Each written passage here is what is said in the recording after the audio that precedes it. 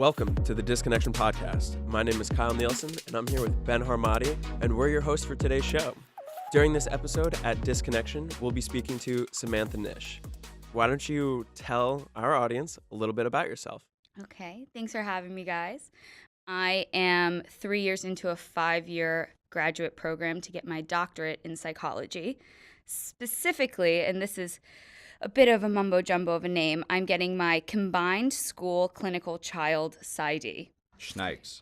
Yeah. What's that mean? That means that because I've completed 3 years, I have my master's in school psychology, which is a lot of testing, ADHD, learning disabilities, and then after 5 years, which is 2 more years, I will get my doctorate in child clinical psychology. Can you explain the difference between a PhD and a PsyD? Because there is a misconception and people don't even understand what it is. That's true. They're really similar, actually.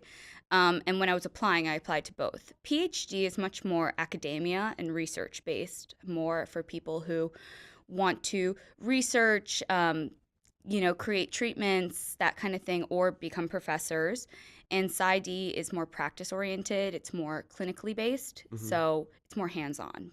But the funny thing is that I'm still doing a crap ton of academia and research, so... You have to know both sides of the coin before you can flip it. Yeah, it's just kind of, the PhD is science practitioner model, and the PsyD is practitioner science model. Okay. Awesome. So at what point does the practitioner part take over for the PsyD?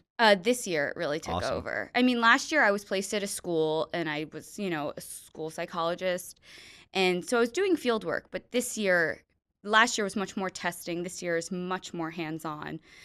Just as much as I'm at school, I'm also at a hospital working at a clinic with very young children, newborns to 5-year-olds and their mothers. I do attachment work. And I also see patients individually at the clinic through school. The patients are also children. Yeah, I see at my externship, which is like the field work aspect, I see very young kids and parents, so adults as well. At the clinic, I see a range of kids. Right now I'm seeing like 13, 14-year-olds. Okay. What is the main attachments that you've seen in the babies to 5-year-olds? What are you noticing outside of what your textbooks tell you? Oh man, it's a free-for-all. It really is, because you learn all about these things, but you never really know how it's going to present, because everyone presents so differently. Everyone comes in with their own traumas and their own backstories, the own way that they're living. The families that are referred to the clinic that I work at specifically are very underserved, underprivileged. They live in shelters. Their kids are in foster care. So there's been a lot of separation, a lot of detachment. I don't even think that's a word, but I follow, yeah. So a lot of what we see are, a lot of separation anxiety, kids that, if their mother leaves the room, they're just inconsolably crying. They get hot, they get sweaty, they're just screaming bloody murder. And then there are kids who, their mothers leave the room and they couldn't care less. Or they'll sit on any stranger's laps. Some kids do really bizarre behaviors to get their parents' attention. They fall on the floor, they'll freeze, kind of a push-pull. I want you to hold me, but I don't want you to hold me. I want you to hold me. And the mothers as well come with their own mental health issues that we're also trying to help. Now, when you say that these children are underprivileged and some of them are in foster care, are they coming in with their foster parents, or are they coming in with their actual parents? They're coming in with their biological parents. Parents. So some of these kids live with their biological parents, not in the best living environments. Or some of them have adequate living environments, but some issues there. But a majority of them, I would say, are in foster care, and when their parents are coming in, it's sort of their supervised visits. Okay. Some are court mandated. Some of the courts say if you want to get your children back, go to some parenting classes, go to some therapy. Right, and these are paid by the state, I'm assuming? Medicaid. Okay. And then some parents come in because they were referred by their pediatricians. A lot of the kids also have developmental delays, autism, and sometimes when you're, living in poverty and you have a child with special needs, you need some extra support. Right. Some understanding as to how exactly you connect with the child, so to speak. Because I've noticed that which I'm not even sure how I've noticed this, but I've seen autistic kids, look for that attention. And I'm not sure because I'm not living that parent's life as to whether or not the parent does give them attention or doesn't. But I see the kid like throw stuff on the ground, like, hey, pick that up for me. Or I'll see just like you said, strange behaviors where you'd be like, oh, like, are they looking for attention? Do they normally receive that attention? And you obviously are seeing that 10 times fold than what I've seen. Well, my question is, when it comes to kids as opposed to like adults, is it a lot more black and white when you see them doing these behaviors as to what they are indicators for, or do you feel the opposite? Oh, absolutely not. I think that if anything, it's the opposite because children are still developing. That's one of the main reasons why I'm interested in children. That the scientific aspect of development, but then also the external forces that contribute to development. How do we learn how to relate to people? How do we learn how to understand ourselves in the world? And I think that with children, depending on the life they're leading and the kind of parenting they're getting, uh, you never really know how they're going to present. Especially children who are autistic, that's a different story because they do have like a lot of biological components coming into it. But I think that as a child is growing, that's why it's so important that we get this intervention in really early because you never know what will happen as the child develops. A lot of these kids have like delayed onset of cognitive disabilities. Some of them might start out with delays, but through the intervention get better. I saw a child who was classified as selectively mute. She wouldn't speak at all. And through the intervention of, helping her mother become more attuned to her emotionally and helping her mother understand her child's intentions and motivations and also helping the child kind of reorient to the mother, Right. she started speaking more and feeling more safe. And now she's not selectively mute. Wow. With these, would you call what you do at all like psychotherapy? Yes, that's exactly what it is. Okay, so you studied a lot of Freud, and do you think that not everything that he said is correct anymore as science has advanced and as psychology has advanced? But it really is an intervention when you say that, right? Mm-hmm. Well, is there a lot of backlash still against Freud within the PsyD community itself?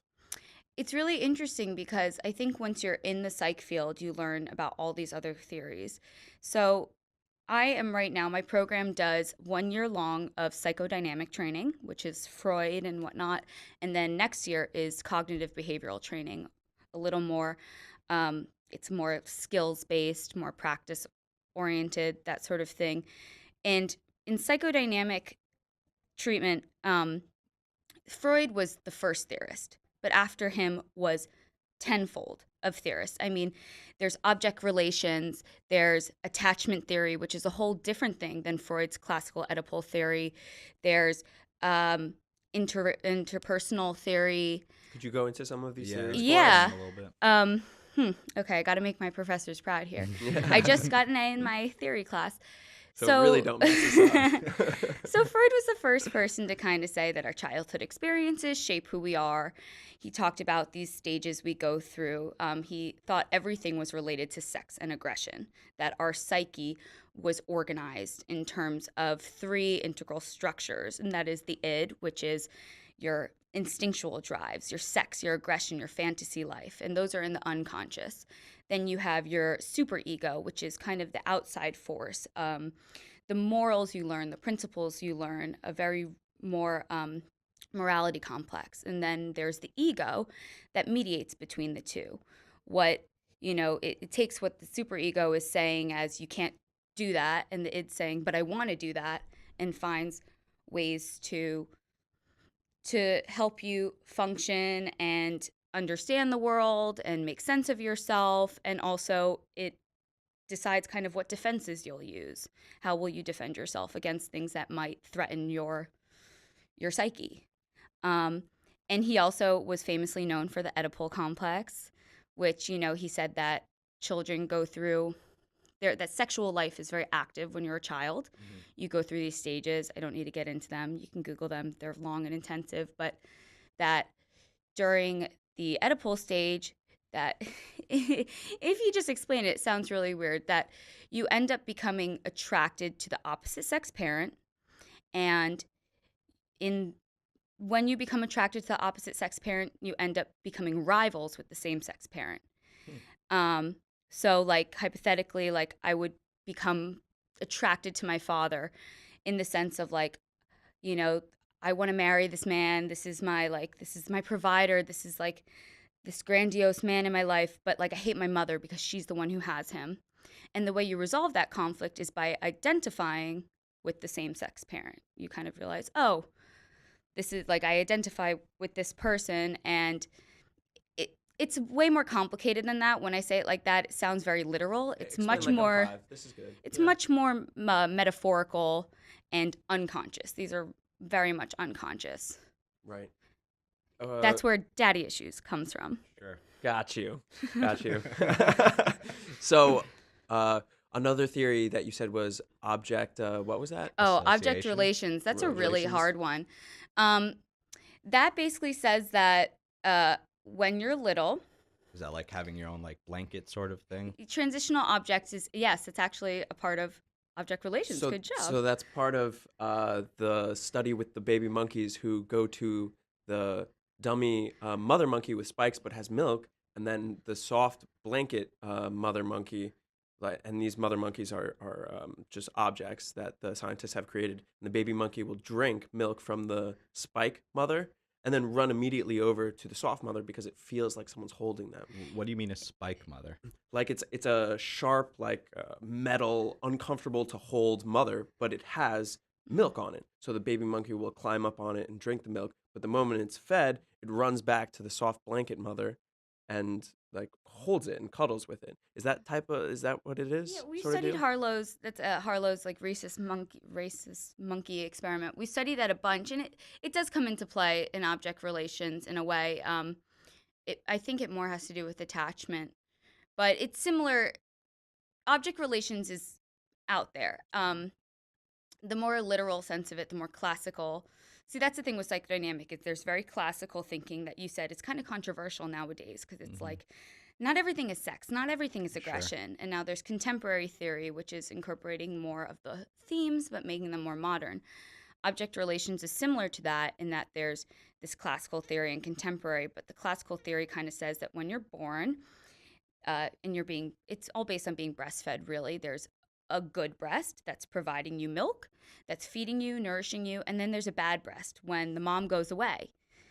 This is legit. When the mom goes away, you feel abandoned, you feel hurt, you feel rageful, like rage.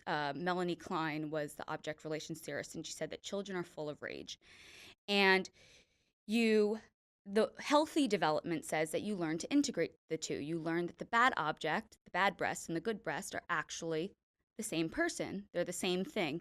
And if you don't get to that place, then you end up having, good and bad objects in your life, very black and white thinking. You see somebody who is very all or nothing, very much like, oh my God, I hate that person.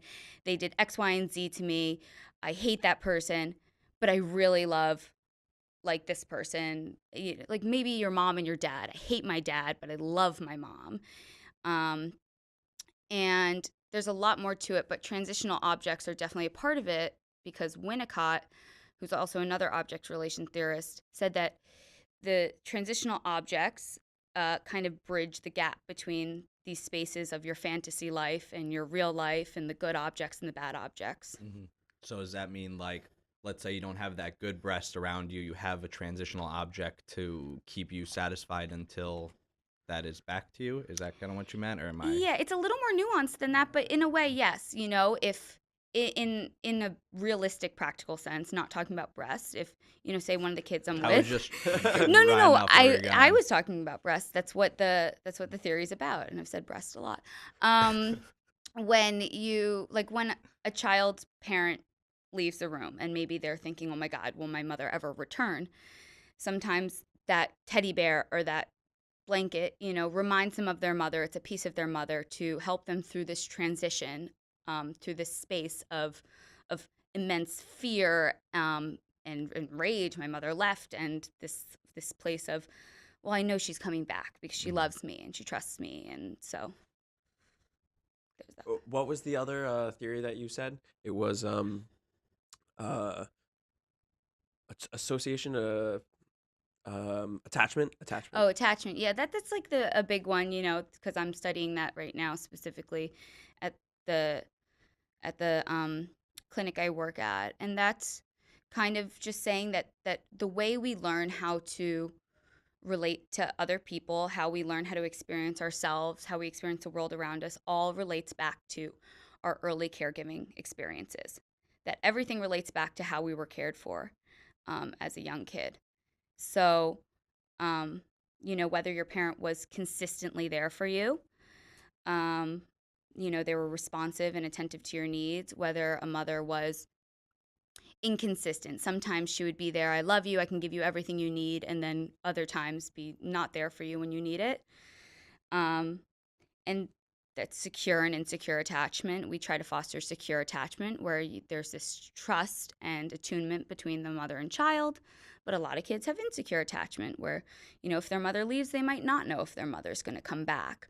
Or, their mother goes to approach them, they don't know if they're going to get hit or a hug. And that kind of shapes the kind of blueprint for how you learn how to relate in the world. And an attachment theorist would say that your intimate relations as an adult are framed based on your relationships with your caregivers. So, not to cut you off, but why'd you get into psychology? Why kids also? And how'd you get here? I mean, that's the real question here. Yeah, there are a lot of things. I think first and foremost is my own mental health. Mm-hmm. I've always felt things very acutely. I was a really anxious child, always pretty dramatic. Fun fact, my senior superlative in high school was biggest drama queen. Nice. I hope that I'm not like that now. I was going to say I would not have guessed. Yeah, I would not have guessed either. I know. I've really chilled out. I mean, I think I was pretty chill then too, but you never know because I did win that superlative. I'm not bitter. No, just kidding. A little passive aggressive. Yeah, that's what it's turned into. I was also friends with a lot of guys in high school, and I feel like compared to them, I might have been more dramatic. But I've always felt things very acutely, and from a young age, I was diagnosed with general anxiety disorder and major depressive disorder. We talk about those all the time on this show. We do. We love it. So I was diagnosed with those when I was 10 years old. I was on medication since I've been 12 years old. There's been times when I'm off my medication and whatnot, but right now I'm on medication, and I'm one of those people that thinks that it's how I need to function. There are lots of people like that. It could just literally be your brain chemistry. Absolutely. You need it. Absolutely. And so there's that piece that, I've always been really interested in mental health because I myself have experienced mental health issues and struggles and learning about myself. And then there is also this other piece to it, theater, which we were briefly talking about earlier. Yeah, before the podcast. And I, for my whole life, thought I was going to be an actress. Still could be. I still could be. I'm hoping to be maybe a Dr. Phil with the real PhD behind it, PsyD. Cool. Yeah, that would be pretty badass. That would be. So I always wanted to be an actress, and I think part of it, I like the attention. I think part of it that I know. There's also this other part of it where I loved it. Did it from such an early age, and a lot of my friends did. And I mean, I did theater up until I was applying for college. I had audition monologues lined up. I was going to apply to conservatories. I was going to go the 10 yards. And then I kind of realized, I'm not really that good. I just kind of enjoyed doing it. I was surrounded by friends who were getting into Tisch and all these places. I mean, my friends are talented. Way to not have a blown up ego and just keep doing it if you didn't feel that you were actually, you know what I mean? Yeah, I mean, I think that there's a part of it that I really enjoyed, but there was a part of it where I was like, if I make this decision to go to school for acting, that is limiting myself because I didn't really know. I wasn't sure. I wasn't, the best or good enough to kind of say, I know that I can succeed at this. It's a really hard path to go down to try and make it in that industry. You have to have a dream. Yeah. Yeah.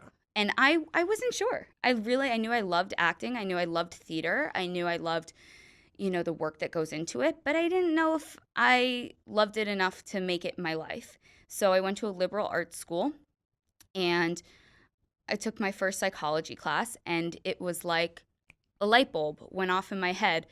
Um, I guess I was really lucky to have that experience where it just all clicked. It was like, oh, I don't really like performing. What I like is analyzing a character. I like getting into a character's mind. What are their motivations behind what they're saying? Why are they acting the way they're acting? What are the layers of who this person is, the character that I'm trying to become? Yeah, and that's what I liked about acting. And then I realized, oh, that's psychology. um, and then there was this little back and forth between psychology and sociology, where I didn't know which I would major in, and because they're both so related and they're both really interesting. And I ended up choosing psychology because I really kind of like the science behind it too. I love, brain anatomy and development and stuff like that. So I chose psychology. And then I decided if I'm going to do psych, I'm going to do the most I can do with it. And getting my doctorate is the most. Absolutely. So what's like the end goal? You're getting your doctorate and I mean, that's still up in the air. I don't really know because I'm getting all these experiences in grad school, trying to figure out what I like and I don't like. I really like testing. It's very, like evaluations for children? yeah, there are lots of different kinds of testing. When I say testing, it's psychoeducational. It's IQ testing, academic testing, social emotional testing. It's how you diagnose people. Kyle's pointing to me right now because he knows I used to staff child study teams. I was going to ask you, are you working in child study teams in schools? Is that kind of where you're at, or is it a bit of a different thing? Yes and no. I already finished my assessment practicum, so I already kind of did that. Last year I was at a school, but it was just independent testing through the school, through the Department of Education, and testing through our clinic. But that's how you diagnose somebody. A lot of it is learning disorders and ADHD, but I've diagnosed people with depression and anxiety based on these tests. And are your diagnoses valid? Yes, because I have a licensed supervisor who is on me every step of the way. And that licensed supervisor is with you while you're testing the individuals? No, they're not. I mean, they might see a video of it. We have to record a lot of our sessions, but it's more case supervision. I would go to them weekly, discuss my case, discuss the writing, the report. They have to sign off on the report for it to be valid. So there's a lot of working together that goes into it. I have like 4 supervisors right now for many different things. But so I really like, to get back to your question, I really like the assessment piece. There's something very logical and scientific about it that makes sense to me, and it like feels like figuring out a puzzle. Totally. And it's very satisfying. But we're getting most of our training in therapy and clinical work, and that I really like, but it's intense. And I think that because this is my first time like really actively doing this work, I'm having these moments where I'm like, whoa, could I make this my life? It's intense. It takes a lot out of you. I'm sure that with experience, I become easier, become more able to handle it. Right now, it's kind of a shock to the system, and it makes you think, well, what do I want to do? Is my end goal a private practice to just see people individually back to back all day long? Do I want to be in a school where I can do testing and counseling? Do I want to be in a hospital where I'm doing this really intense clinical work? There are a lot of options, and I think that's one of the reasons why I went for the PsyD, because I knew it would allow me to have more options. I would have my kind of an array of skills and things that I could gather and do. Here's a question. I think that IQ testing has a lot of validity to it. What's your opinion on EQ testing? What's EQ testing? It's emotional instead of intellectual. Tell me more. I've actually never heard of EQ before. Let me look it up. Did you just make that up, Kyle? I didn't. Okay. But they're like, if you were talking about emotional intelligence, there are a lot of ways that we measure that. We call it personality functioning, social emotional functioning. And, IQ testing is puzzles and word associations and vocabulary. Are you registered to do IQ tests? I mean, I know you have to, once like, I'm with your licensed, supervisor. yeah, with my Yeah. supervisor, yes, and I still do evaluations at my externship all the time. It's actually kind of a pain in the ass. It's because you have to write the report and everything. Me and But Kyle have been dying to get an IQ test done together and then tell the results on the air live. well, I can maybe If you could make see that happen. if you guys were in my life a couple years ago, we had to practice on our friends, so I tested a lot of my That's friends. sweet. Um, but the way we test emotional intelligence is through personality assessments and social emotional testing. Social emotional testing is a lot of self-reports, parent reports, checklists of someone does, I feel this way, often, somewhat, never, that kind of thing. And then there's personality functioning, which is, like your standard ink blot test, the Rorschach. We still do that. That's something we do, and it's actually probably the hardest test out there to do. Um, To facilitate. Like hardest for you to admit, yeah. hard to score and interpret because it really is a what might this be. You look at an ink blot and somebody says something, but what a lot of people don't know is that as a psychologist, you have to pick apart that answer. You look for the content, you look for different descriptors, you look for vocabulary words they said, and their response gets turned into a code. That code gets turned into numerical values and statistics, and those statistics gets measured against a large sample sort of thing, and then from there you can make your interpretations. But it's a very scientific sort of deductive way to get to where you're going, and that's the hard part. Wow. So you said you've never heard or have conducted an EQ test.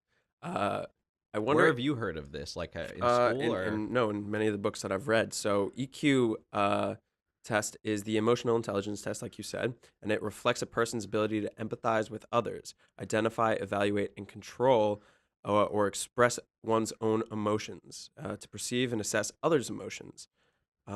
Is EQ the name of the test, or is that the name of a type of test? Well, it's like IQ, EQ. So I guess it's the But name like of it. within IQ, there's the Stanford Binet, the WISC, like different kinds of tests. So Are if there's a any- variety of EQ tests, I'm not positive. I don't know. Mhm. Normally, when I read about it, it's just they refer to it as an EQ test, Yeah. and maybe they'll say the scientist's name who created a new EQ test study, Mhm. but I don't remember any right now. I mean, there are a Don't judge me. gajillion tests out there. It's very possible I've done some EQ tests. I've never heard of it in that way, but what you're saying is something that we definitely assess for. Even in informal mental health assessments, when I'm with my clients and we're doing intakes and we have to think of what's their mental status right now, all that kind of stuff comes into play. So that's interesting. Would you say that those IQ tests online or applications like Lumosity, do those hold any validity? I think there's validity to those apps. So you do all these tests and it scores you based on how the mini game scores you, and then it compares you to people in your age group across everyone playing. Do you think those statistics and percentages are valid at all? I mean, yeah, that's essentially what we do in testing is we find somebody's scores and then we compare it to the normative sample. The normative sample can be based on your age range, but it can also be based on your ability level. If somebody has a really low IQ, they're really disabled, we're not going to compare them to every 13-year-old in the country. We're going to compare them to people who have similar profiles, similar intellectual profiles. But if they're within this range that is, low to high and average in the middle, then yeah, we compare it to all the ages. And there's a lot of controversy around that too, because there are people in urban places, or do they have the same resources and factors that would associate with IQ as someone in a really rural place?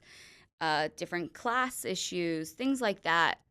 But in general, the normative sample is kind of how you get an idea of where you fall in terms of, words like average or above average or below average. It's all relative. I mean, It's all relative, exactly. Have you taken an IQ test? I haven't. I can't because You're not allowed to? no, I can't because I know how it works and I know the tests Oh. like really well. Does that make your answers not valid? You're Yeah, saying? it wouldn't be valid because I know what they're looking for. Mhm. I know I've also administered the test a lot of times that I could probably tell you what it is. Yeah, I that's one of the things I was bummed about when we were taking this is I would love to know where I fall, but unfortunately, I've had way too There's much no experience like with the tests. unstandard version of an IQ test that you can come in and I could get take one of a those relative online idea. things and then and then see, Thank you. but I don't know if Where if I would does trust it. an average person lie on the scale? Oh, that's a loaded question. I don't know. Isn't that a very relative question? It's also? it's a numerical value, correct? So Yeah. what ranges are average? What's genius? In terms of standard scores, 90 to And where do I lie? 90 to 110. I knew that was literally on the tip of your tongue, dude. After this, we can go into it, okay? Cool. Probably on the lower end, but whatever. Unbelievable. But yeah, there are numerical values and standard scores and things that are normative, but there's also a lot of intra-comparison stuff. How do your own skills relate to your skills? How do your strengths relate to your weaknesses? You might be really good at visual spatial skills, but might not be great at memory or processing speed, things like that. So it's all relative. Do you administer these tests to the kids? And when you administer them to the kids, do you think that you can already kind of tell what a kid might receive? Yes and no. I do administer them to the kids, yes. But it really depends. There are of course, there are a lot of people coming in being like, I want extra time on my SATs. So test me and say that I need extra time. And that sort of thing, it's like, okay, you never really know what's going to pop up. But people come in with a referral problem. They'll say, my daughter can't read. My son really can't focus. And so you have sort of a direction to go on based on the referral question, but you still administer the test in a non-biased way. And there are sometimes things that are surprising. I tested a girl last year who came in for reading issues. She needed an updated IEP, which is an individualized education plan. And you need a testing case to do that. And so, when it came down to the academic section, her reading was poor. And like I said, within it, there's so many components: decoding, letter identification, comprehension. We have to learn about every damn thing that goes into it. But then we did these social emotional tests, and it really came out that this girl's really depressed. She's suffering from anxiety, and we got the backstory from the parents and get a little background information and see contextually how it all relates. And then once you have all the information, you can never make a diagnosis based on one test. You need to have multiple tests to back it up, background information. You have to comprehensively put everything together. And I was surprised that by the end of this, it wasn't just learning disorder. This was how she is emotionally functioning too. And there's a piece of it, well, how does that affect her academic performance and vice versa? When you were diagnosed with depression as a kid, do you feel like that could have been possibly your parents pushing you because they saw something maybe wrong? Or do you feel like it was proper? I'm one of these. I'm a rare case where I sought out treatment when I was younger. You How sought it young? out. When I was like 10 or 11. What at 10 or 11 did you feel where you knew? I or mean, there was felt a that little there bit was of something like that at there was least? a little bit of both. I came from a family that is very pro-treatment, pro-medication. My brother was on medication. My parents have been on medication. There was no stigma to seeing a therapist. So it was already pretty open there. And like I said, I felt things very acutely. I feel like this is where my emotional intelligence, I feel like, was much higher and much more intense than a lot of the people I was with. And I noticed that. I experienced things differently, and I felt things differently, and I reacted differently. And, I take it back. It was my parents' decision to take me to a psychiatrist. Mm-hmm. But I was open to it, and I wanted to do it. And from there, I suggested therapy. I've been a huge advocate for my own mental health my whole life. I mean, after that initial time where my parents kind of suggested it, I've been the one, when my parents were like, oh, maybe it's time to stop, go off the medication, I've been the one to say, no, I want to go back. Or if I want to change therapists, I was the person to say, I'm not really feeling this person, I want to move to this person.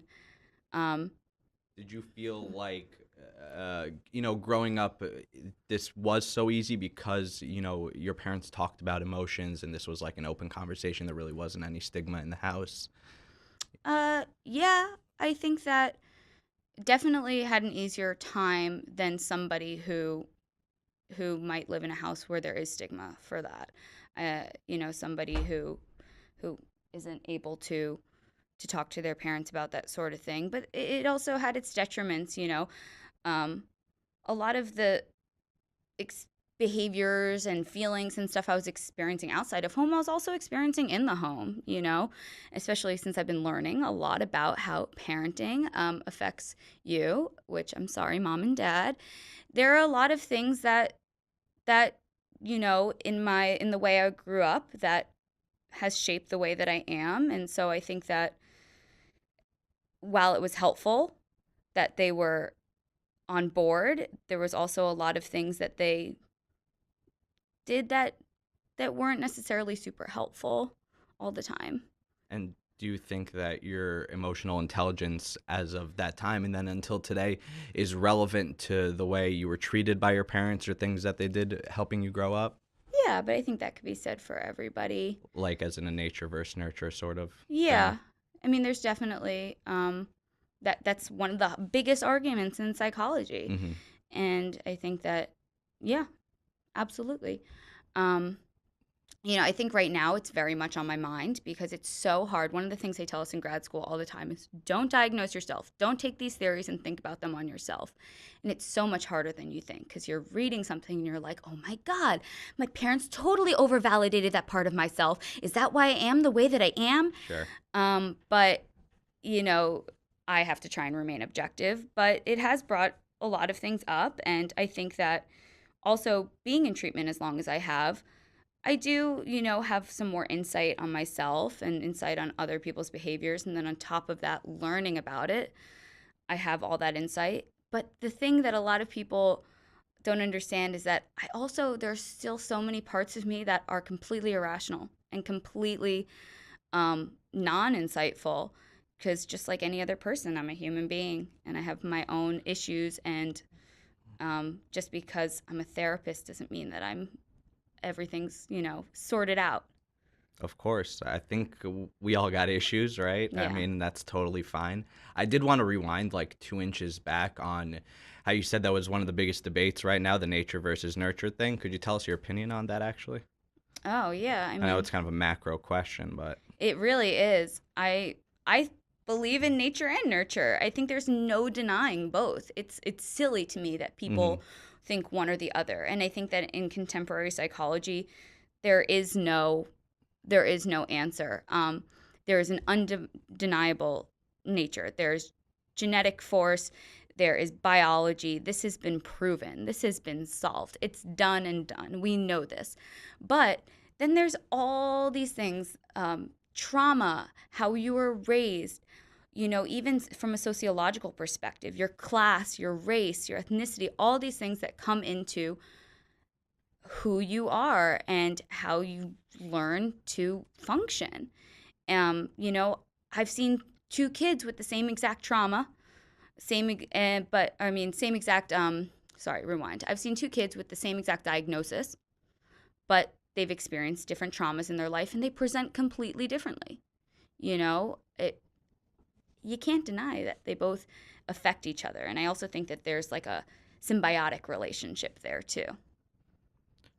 So some sort of like third, aspect that we're not seeing, that they group together nature and nurture, and we just haven't thought of a way to conceptualize it, right? Because people say one or the other, and why not both? And when it happens to be both, it creates a new dimension. Yeah, absolutely. And I think that there are times when nature in isolation is useful and nurture in isolation is useful, but to say it's one or the other, I think is just ignorant to the way humans exist. I think you could look around and see that, what is human existence? It's a combination of your biological being and your soul, quote unquote, your essence, your, who you are as a person, your personality. I thought that we was were a great talking. quote, first Yeah. of all. And I'm so happy that you're able to share your opinion because just this past week we were talking in our group chat with a good friend of ours, me and Ben, about nature versus nurture, and it originated from another one of our friends saying, "Well, I really want your opinion on this," and the way that I perceive his questioning is that he's trying to diagnose, which he has nowhere near as much knowledge or experience as you do. And so Thank you. it's just an arbitrary diagnosis, like, oh, I know what you're thinking, right? Because I can read your mind type of deal. Um, but the conversations that the destinations that those conversations arrive at is that we get to help each other understand a concept. And so you being able to, give your 2 cents and say like it is both. It's really important for people to hear that so that they don't come up with like misdiagnosing themselves. Like you're not allowed to do that, but you do it anyway. So when someone reads something online, they do it anyway to themselves, whether they're going into that practice or not. And it's so hard to deny, especially with this new, force of the internet.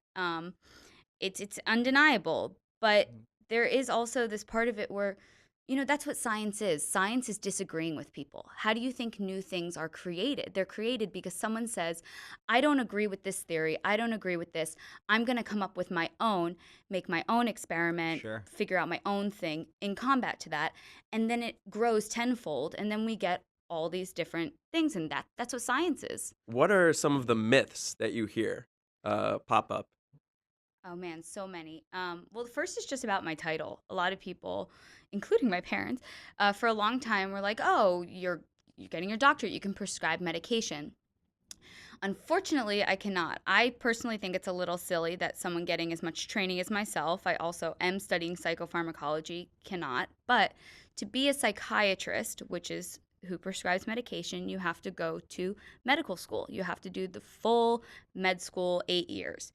And what I'm going to be doing is psychologist. I'm going to be a psychologist. And so I'm going to be a doctor of psychology and I'm going to be able to diagnose and test and treat, but I can't prescribe medication. A lot of people think that.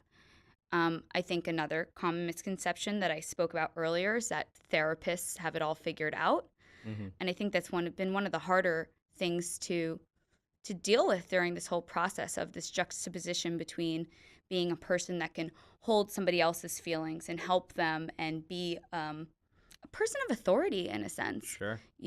but at the same time going home and being with myself and feeling like I'm a child or feeling like, oh my God, I just helped somebody else deal with this, but I have no clue how to handle it. But that's just like the world we're in. Everybody's got kind of their roles, and you've got to be able to figure out a way to separate the person from the profession. And, everybody's got their two sides to that. Absolutely. It's just, when I have friends who, we joke around and we say, oh my God, I'm a working therapist. That's terrifying. Right. And we're joking and it's all in jest, but there is a part of me that thinks like, well, yeah, I get it. It's, you've known me my whole life. You know my quirks. You know my things that aren't necessarily healthy or rational. But there is a side of it where that doesn't necessarily make me a bad therapist. Part of these tests that you have, are they, would you say that they're also gathered into clinical studies? I'm actually doing research right now, but I'm in the very beginning phases. Can we ask what kind of research? Are you not really allowed to talk about No, it? absolutely. It's for my thesis, quote unquote. And I'm studying bystander behavior in cyberbullying. That's really interesting. Yeah. Uh, I don't want to digress from your question, but I would love to just Hop into it. so, it has to be about youth or children because that's what my degree is in. And I was really curious in how social media sort of changed the game for how we relate to people. And, all these things come into play with social media, how it's changed our sense of accountability and responsibility, where anonymity comes into the picture. And to me, it just led to cyberbullying because of, the population I want to work with and whatnot. And what really started it, though, was I was sitting with a group of my friends, and we saw a post on Facebook that, someone was like, I'm so depressed. I shouldn't exist. I should just end my life. One of those really scary kind of pseudo-suicidal comments. And people were commenting really mean things like, why would you post this on Facebook? Attention whore, stuff like that. And me and my friends were all sitting there kind of thinking about, well, what do we do? I had one friend who said, not my problem. It's out there, but I'm not in any way responsible for this person. Not my problem, not going to do anything. I had another friend say, I think I would comment and try and mediate the situation. I had another friend say, I would message the person privately and say something. And that got my wheels turning. What factors about a person would make them more or less inclined to intervene in something like that, and how they would intervene. So right now, I'm specifically studying, kind of factors that would influence somebody to intervene. I'm looking at personality, extroversion, neuroticism, conscientiousness, somebody's level of empathy. I feel like empathy has a lot to do with it, and it's probably one of the more relative things to this. It's like, why do people feel so comfortable being shittier on an online presence than they would be generally in person? Yeah, like, what opens that door? Empathy is like one of the biggest variables that's discussed with it. There's demographic factors, age, gender, but what really interests me specifically is not what would make somebody a bully or a victim, or even like the psychology behind cyberbullying. I'm really interested in these bystanders, the people who are flipping through their Instagram and see something alarming and do something or don't do something. Why? What would make them more or less inclined to do that? I'm really curious about that, because I think that on a larger scale, this is something, I don't want to open up a can of worms here, but on a macro level, of course, I'm just a mere grad student in New York doing like cyberbullying research, but on a macro level, there are all these insane things, mass shootings and women's rights and all these watershed movements happening right now, and online presence is such a big force. And even the bystanders of how you choose to engage or not engage, and how you choose to show your voice or not show your voice. But it's tough. Like, you're talking about huge issues right here, and seeing somebody, there's always going to be that troll online who's going to comment on the woman's empowerment post and say something shitty, right? So who are you to be like, I'm going to come in there and shut this guy up? Like, it's a tough position. It's tough to be a bystander, I guess, while it's really not tough at all to be a bystander at the same time. It's an interesting thing. Exactly. That's the kind of thing, because I'm not going to lie. My Right. sole opinion is, like, in that situation with my friends, I was one of those people that said, I'm not going to do anything. I'm not going to get involved, because it's not my business. Who are you to deal with this? But what about myself makes me more or less inclined to do that? And I think that's what's interesting to me is if there's obviously there's the classic bystander study, which is the murder of Kitty Genovese. And I think I'm pronouncing her name correctly, but it's about a murder happened and all these people see it from their apartment windows. At least 50. And nobody called or no one did anything. And this is a real life thing that happened? Holy shit. in the 60s. This is what created the concept of the bystander. The bystander effect. Yeah. The bystander effect says that the more people that are present for a situation, the less inclined people are to do anything about it, because Sure. there's a diffusion of responsibility. And I think that goes so hand in hand with the internet.